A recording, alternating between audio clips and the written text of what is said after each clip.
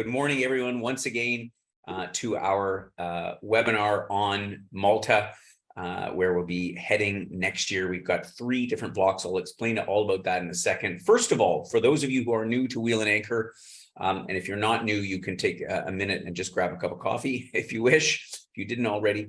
We are a community that is based in Canada, and we our vision, if you will, when we put this together. So just by a quick way of background, I've been organizing trips for Canadians for this is my 33rd year in that business. It's hard to believe.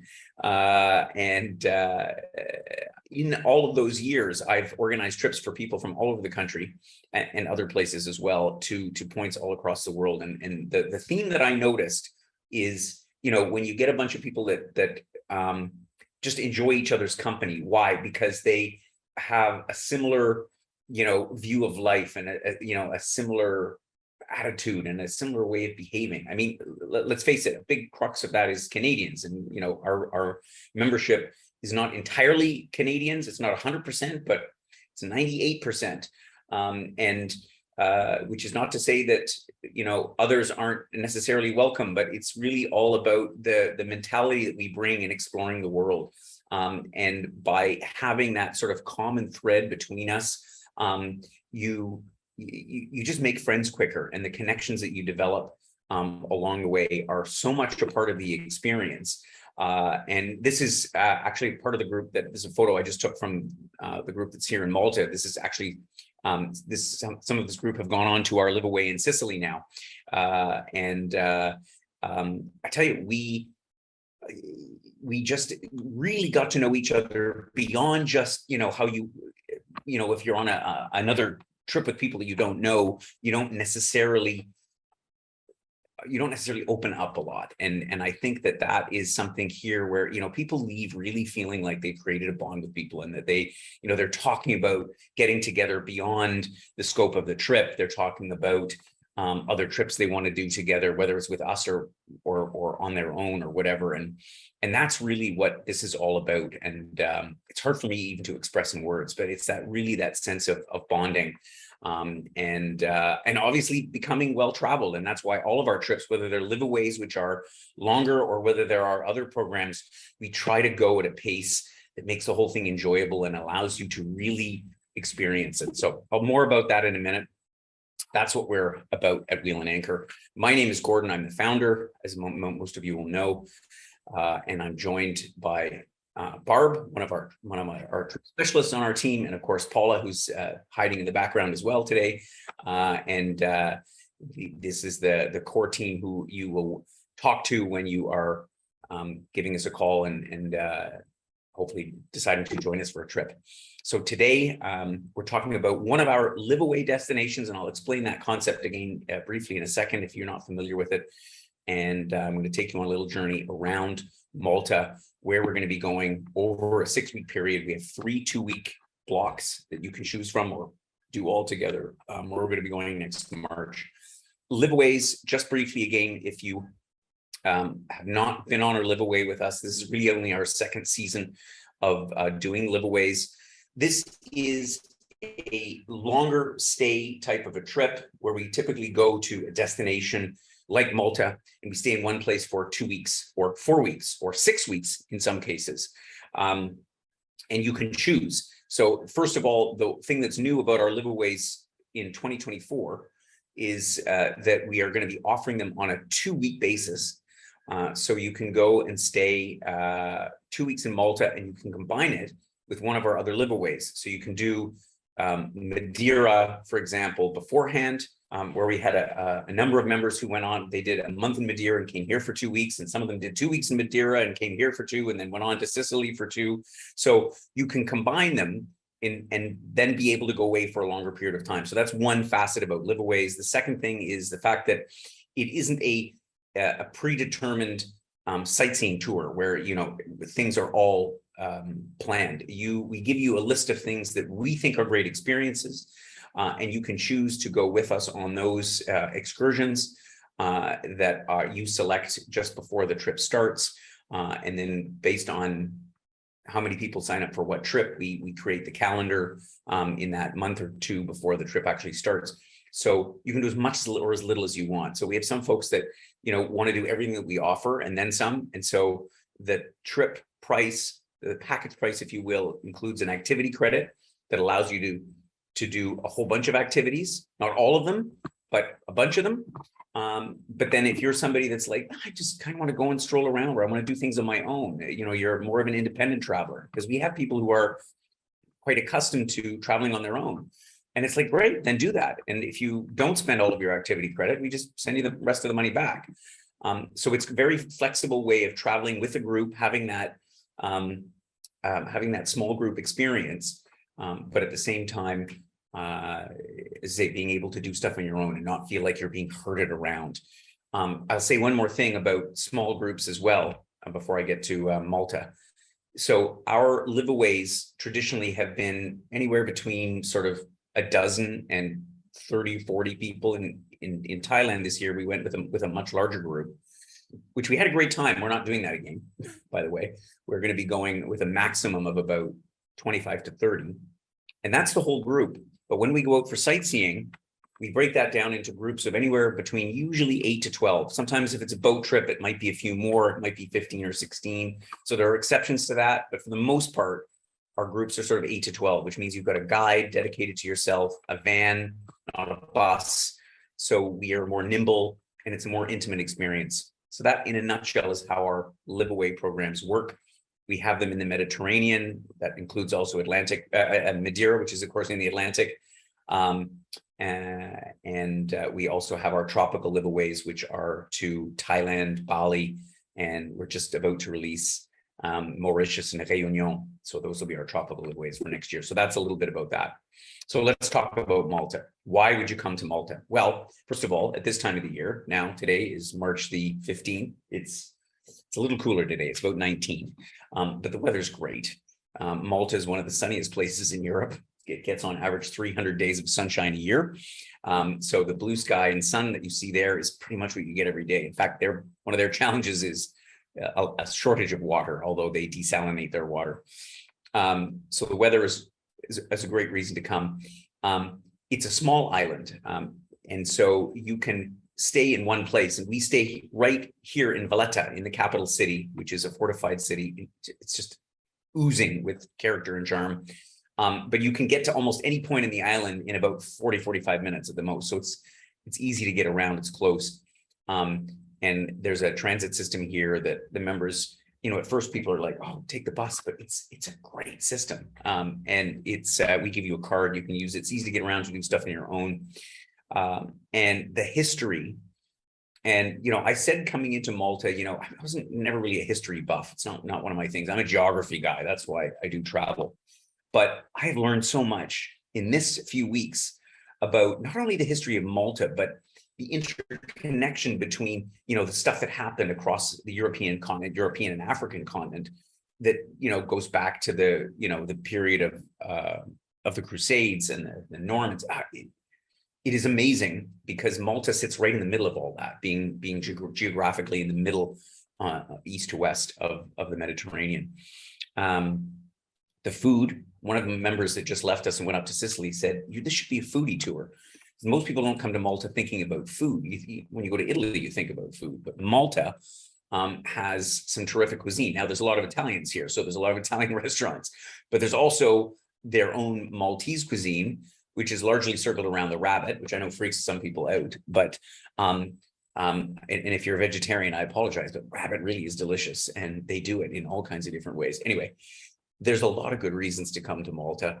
And although this time of the year is not really the time to come to the beach, the Europeans they flock here in the summertime. You don't want to come here in July and August. First of all, it's scorching hot. And second of all, there's too many people here. But the waters of the Mediterranean are beautiful. I went swimming myself the other day. It was chilly, I admit, but you could actually go swimming. If you're somebody that is, doesn't mind a bit cooler water, it's worth it. So let's take a look about the program. So as I say, Malta is a pretty small country. It's an archipelago, actually. There's 3 islands. The main island of Malta that you see here with the capital city of Valletta Some of you may have cruised here before. If you came on a cruise ship, sailing into the Grand Harbor is one of the most stunning port arrivals that anywhere in Europe or the world. Then you have Gozo, which is a more thinly populated island, only about 67 square kilometers. And then the little island of Comino, where actually only one family lives on there, but it has beautiful sea cliffs. And that's actually where we went swimming the other day in the Blue Lagoon here on Comino. And so, as I say, from Valletta, which is the capital city and the hub, you can get to all these places in 20, 30 minutes. The furthest you go is up to the ferry, which is about 45. And then in 25 minutes, you get across to Gozo, and then you can tour that island. And it's connected by boat, by ferry, by bus. It's fantastic. We have 3 different hotels to offer next year, and they are all within about a 5-minute walk, maybe 7-minute walk at the most of each other. 2 of them are within the city walls. So these are new this year, partly because they're one is brand new and one is just newly restored. The first one here is a 3-star hotel called the Hotel Osborne. And I walked into this hotel and it's like, wow, it strikes you like a 5-star hotel. It's narrow, and it is a very old building. It in fact dates back to the time of the Knights, 16th century. But it's very charming, beautifully decorated. The rooms are on the small size. I mean, this is a classic hotel in a 16th century building in Valletta. So the rooms are around 17 square meters, but super cozy. And location. And it doesn't have any fancy facilities. The pool from the next slide is from the next hotel, but it has a lovely breakfast, charming staff, great rooms. The rooms that we're offering do have a city view, which doesn't mean you're going to get this spectacular vista 360 degrees, because as you can imagine, Valletta is very built up, but you're not up against a wall either. You do have some view from the room. So that's option 1. Second one is called the Embassy Hotel. This one is just up the street from the Osborne. This is a brand new building. So they actually tore down some ruins and put up this building. On the rooftop, like you can see here, it has an awesome view. In fact, we had dinner up here the other night with this outdoor pool. Wow. I mean, overlooking the Messerschmitt Harbor, which is the opposite side of the Grand Harbor. So this is the view you get from the top. Modern, very modern design. It's got a lovely bar in it as well. In fact, there's a little shopping center in the basement of the hotel, and a tea room. This is the area they serve afternoon tea. And again, the room's very contemporary design. And we have there's some different categories here available, but this is a nice 4-star hotel located again within the old city of Valletta. The third hotel, and I have to say in the end, this is my favorite, not just because it's a 5-star hotel, but because it is a superb 5-star hotel. This one is just outside the city gates of Valletta. It's called the Phoenicia. This is the main dining room here. They actually have an incredible Sunday brunch where we went with the last group, and I'm going again on Sunday. I can't wait. And there's 5-star hotels and there's 5-star hotels, and this one is definitely a top-notch hotel.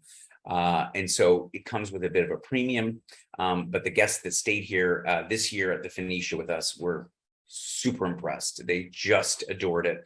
And it sits immediately outside the city gates. And most of the rooms either look at the city, so you see these giant fortification walls, or out over what's called Messerschmitt Harbor, which is the other main harbor. Valletta, of course, is a peninsula, as I pointed out. So those are the 3 hotel options that we're going to be offering, and they're very close to one another.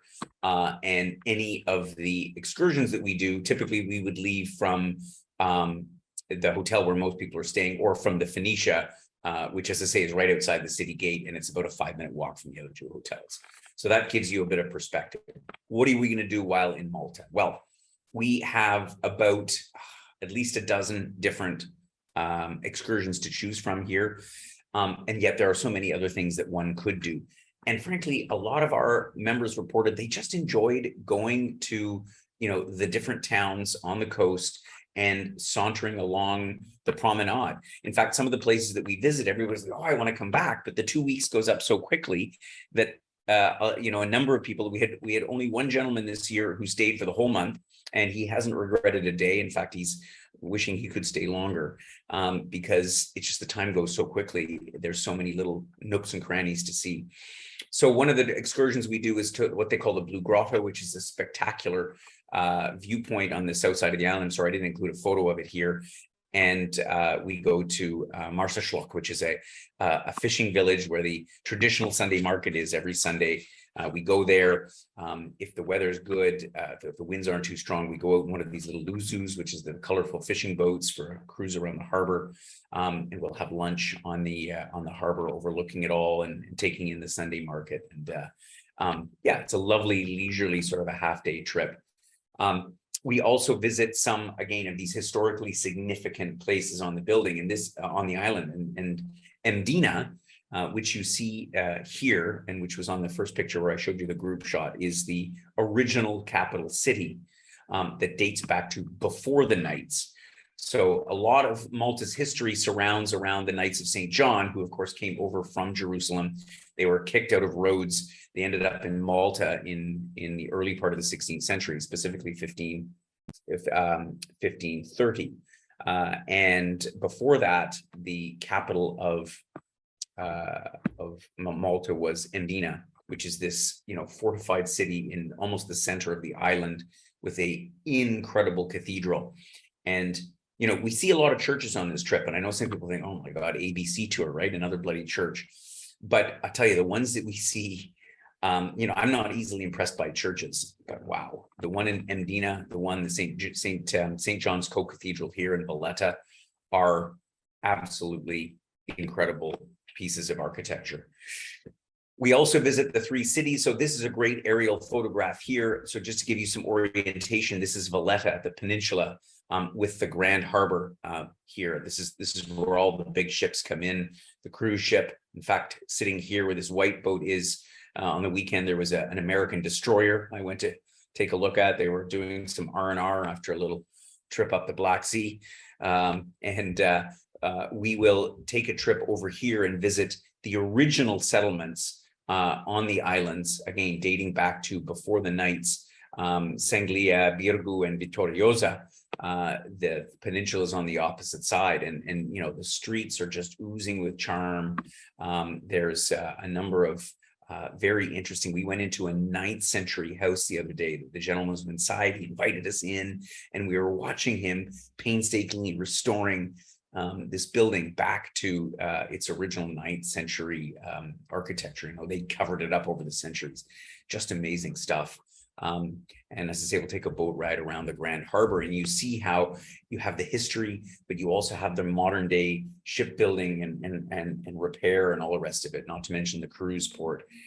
There's a lot going on here.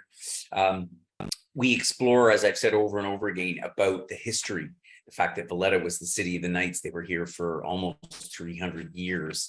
The Knights were both a religious order and also essentially warriors. They were sort of they were out patrolling the Mediterranean, as it were, back in the day, and keeping the Ottomans at bay. That they get attacked, of course, in Malta. And anyway, so much history,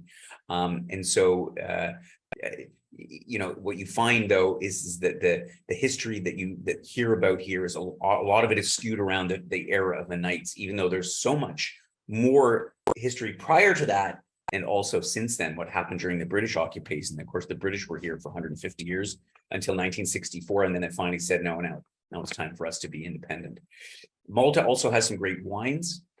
So one of the things we did the other day, we went out for a wine tasting, and you probably, if you haven't been to Malta before, you haven't tried a Maltese wine, because you can't, to my knowledge, buy them in Canada. In fact, being a small island, their production is pretty small, but it's pretty darn good what they try. And so nothing beats a little day out in a vineyard, tasting some wine and eating some of their delicious specialties. Was really a highlight of our trip here. We went up to Gozo. In fact, some went up a couple of times, and Gozo is sort of the getaway for the Maltese themselves. It's a lesser populated island with some unbelievable coastline, as you can see here. We cruise around and see the Cittadella, which is again the main historical town in the middle of that island, but also to see a little inland sea called Vera on the west coast of Gozo, and yeah, just see some really really beautiful coastline.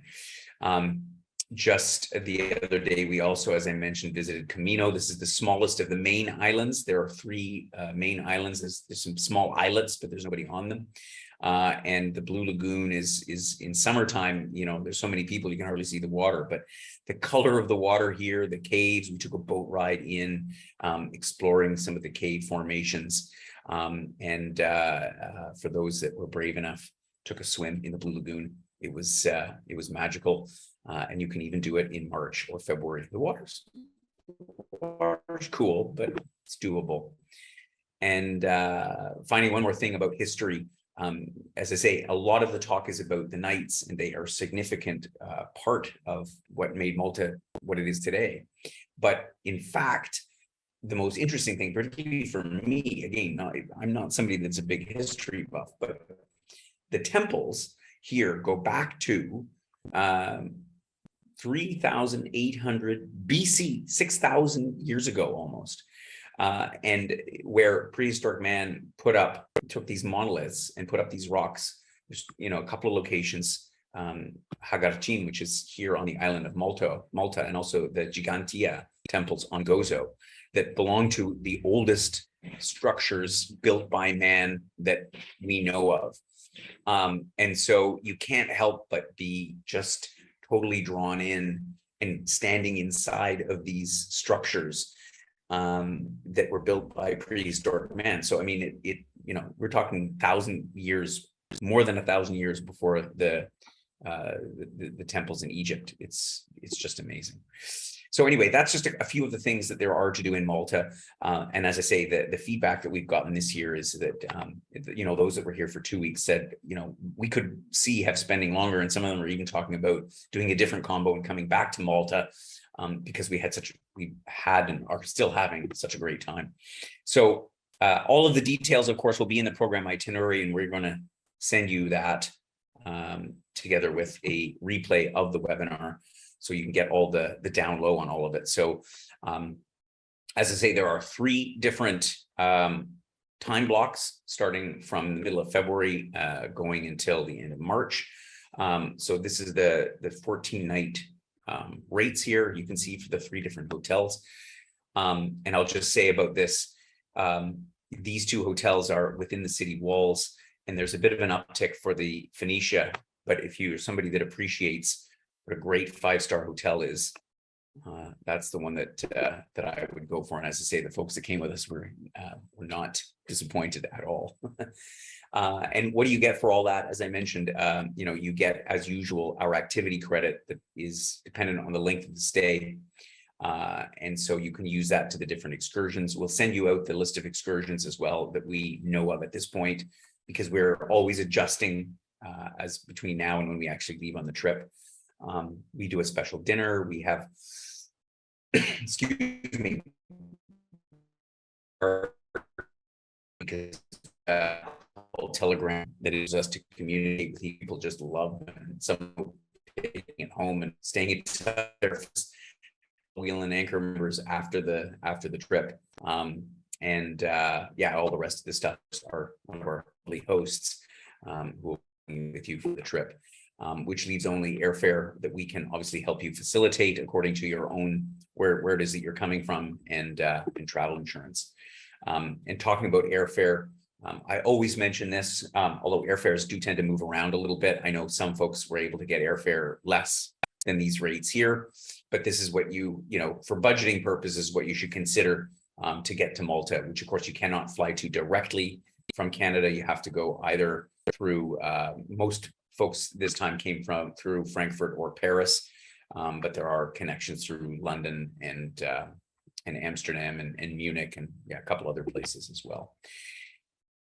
For those of you who joined us on the webinar today, and anybody that signs up before the end of April, we are able to offer an early bird special And so this is a trick that I've learned this year on a couple of our destinations, that if we are able to commit to the hotel's rooms with names early enough, they give us a bit of a break. So that's good news. So if you sign up early, then we'll give you $500 off if you sign up before the end of April. And now is the time to answer any questions. But of course, I know often you have questions later on. And so I see a couple of questions have come in, but of course you can always email us. And so just to give you as well, so you understand what all the information is that is available about this program. So there's the webinar today that hopefully I gave you a bit of a flavor of what to expect in Malta, the program itinerary that shows you pictures of the hotels. That's the pretty brochure, if you will. And then we have an additional information document, which has more specific information about stuff that you need to know about arrival and departure information, and the info on the hotels, and any visa info. Of course, there isn't any because it's Europe, and all those other details are in there. So we try to give you as much as possible so that you can really be informed. But of course, Paula and Barb are there to answer any questions. And on that note, let's get to the questions. Okay, so if there are people who are quite active, is there a lot of options for activities and stuff that's high in fitness? Yeah, absolutely. So thanks. That's a good question. So you can be as active as you want. Now, there's no mountains to climb. There's no forests here. There's none of that, right? This island is one of the most densely, or in fact, is the most densely populated country in Europe. That being said, there's incredible walking trails for those that, and I know a lot of our members have just sort of ventured off and just either walked along the promenade of one of the towns, whether it's St. Paul's Bay up on the north end of the island. As I say, we went to Camino earlier this week on a boat ride, and we were only there for about an hour and a half. And we did a cave tour, but the hiking on that island along the sea cliffs, wow, spectacular. Similarly on Gozo as well. So if you are somebody that likes to walk, if that's your primary raison d'etre for going on a tour, there's definitely a lot of walking trails. Both, again, I wouldn't call it the nature, other than the sea cliffs and the coastline is limited, but there's towns, villages, lots of things to walk. Okay, and do any of those three accommodations have kitchen facilities? No. Okay. No. I looked high and low for some accommodation here that would have kitchens, but we this time, we couldn't really find anything like that in Malta, at least nothing in Valletta. And so a really important point here, because we're not the only ones that do trips to Malta, but a lot of people stay over in Sliema, on the other side, in the next town over, across the harbor from Valletta. But I think that everybody agreed that this is the place to be when you're here. Valletta is where the action is. It's where the best restaurants are. It's where there's life. There's live entertainment in some of the bars and lounges along the street. It's the center of everything here. So that's why we are here, right in Valletta. So lots of restaurants right at your doorstep at any of those accommodations. Tons. You couldn't eat.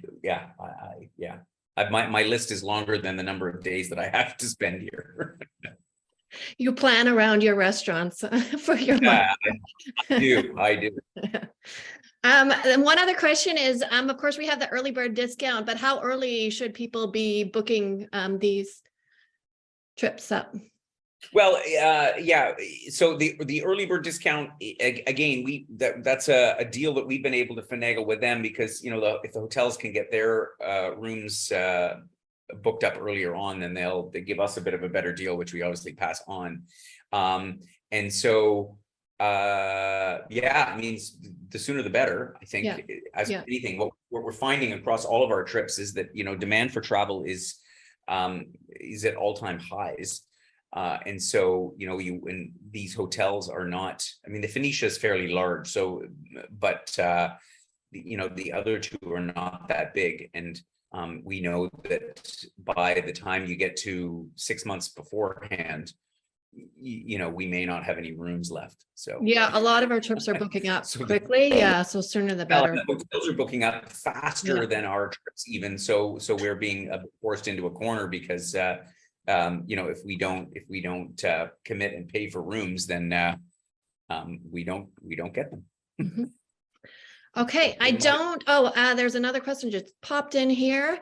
Okay. So are breakfasts included at the hotels, or are people Yes. on their own? Breakfast is absolutely included at all 3 hotels. Typically anything from a modest buffet breakfast at the Osborne, and the Embassy being 4 stars, a little nicer. The Phoenicia has incredible buffet breakfast every day. So yes, always breakfast included. And street food, there are kiosks with street food, not tons. I mean, but there is some street food. But I think it's a good point that's been raised here. That you can dine out here, everything from sort of fairly modest cuisine, where you can go and have dinner for sort of 10-15 euros, or there is Michelin star dining and kind of everything in between. So I would call Malta moderately priced. It's not as expensive as places like London or Paris, or the bigger cities in Europe, or Switzerland, or anything like that. It's also not the cheapest place to eat in Europe, but it's moderate. I think there's good value. Wine is inexpensive, which is always, everybody's always thrilled here. You can still get a good bottle of wine for like 20 euros in a restaurant, like $30, which of course is unheard of back home. Yeah, for sure. Okay, we do have 2 more questions that have come in. So Laura's asking, can you tell us about the guides for the excursions? Yes, our guides are amazing. So we try to stick with one guide for the whole 2-week period. Obviously, it depends on their availability. But we have already requested the same guides as we had this year. One of them is a gentleman by the name of Dominic, who is a former history and French professor. An absolutely lovely chap who is so knowledgeable, not just on Maltese history, but on European history in general. And just a terrific guy. So we've already requested him, and similarly we have Lisa, who may also be guiding with us next year, and also super knowledgeable, super friendly, and really helped us to get to know some of the local stuff and the local places. We're going out to a very, very local Maltese restaurant for our last night here, where they do slow food with only things that are produced on the island, which again, a lot of stuff is imported here. I mean, being a small island. Anyway, we have great guides. And so, as with most of our trips, I try to hand pick the guides so that we know that they're, because like the guide makes the difference. Yeah, for sure. And is it the euro is the currency that? Yeah, part of the European Union. Euro is the currency. It's super easy. So euros everywhere. Yeah, Perfect. It's and it's Schengen. It's Europe. So you don't, once you enter, if you're going somewhere else in Europe, you don't have to. There's no passport checks or anything like that. So it's terrific. It's easy. Yeah. Okay. We have somebody asking about the cancellation policy, which of course is going to be outlined on the program. Yeah, outlined in the program itinerary. So we try to make it as fair as possible, because we know sometimes plans change. I won't go through it on the webinar, but if you look on the program itinerary, we describe exactly what that is. And there's what we put in the policy, and we try to be as lenient as we can. I mean, we're not here. We know that people's plans change, as we're not here to, if you have to cancel. But that's why insurance is important. So that if you have a medical reason or a family issue or something like that, then insurance you can't go without it. That's right. Yeah, for sure. Okay, so I think those are the questions that came up. Of course, next week we have Ireland, which is a really, really popular one. I'm going to just pop that link for people to register in the chat. That's right. So this is our 2024 Ireland program. Yes. Which 2023 sold out so fast. We couldn't get any more space, and Ireland is super popular. So if you've thought about or haven't been to Ireland, do join us for that. It's going to go fast again, because anyway, I won't get into talking about Ireland. So do join us for Ireland. It's a great trip, and it goes in conjunction with our Scotland program, with that unique boat trip through the through the canal in the Scottish Highlands. So anyway, those trips go back to back. So anyway, look out for that next week. And again, if you have any other questions, then please do drop a note to Paula or Barb. Otherwise, come join us in Malta next year. You won't regret it. We're having a great time, and I'm sure you will too. And yeah, I look forward to catching up with you on one of our next webinars, and we'll see you soon.